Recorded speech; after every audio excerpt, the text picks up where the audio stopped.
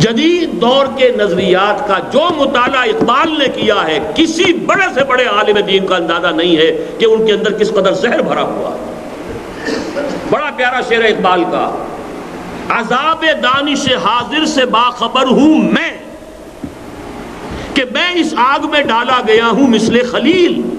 لہذا اس کا سب سے بڑا مسئلہ کیا ہے؟ وطنیت، یعنی وطن بحیثیت ایک سیاسی تصور کے۔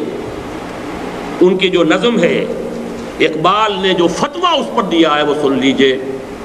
اس دور میں میں اور ہے، جام اور ہے، جم اور، ساقی نے بنا کی روش لطف و ستم اور، تہذیب کے آزر نے ترشوائے صنم اور، مسلم نے بھی تعمیر کیا اپنا حرم اور، ان تازہ خداؤں میں بڑا سب سے وطن ہے، جو پیرہن اس کا ہے وہ مذہب کا کفن ہے۔ انتہا ہے، انتہا ہے، انتہا ہے جذبات کی شدت۔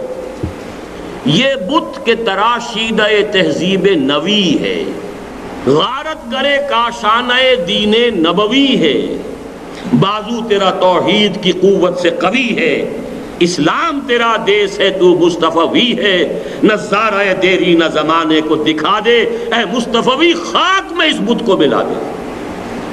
یہ ہے فکر اقبال۔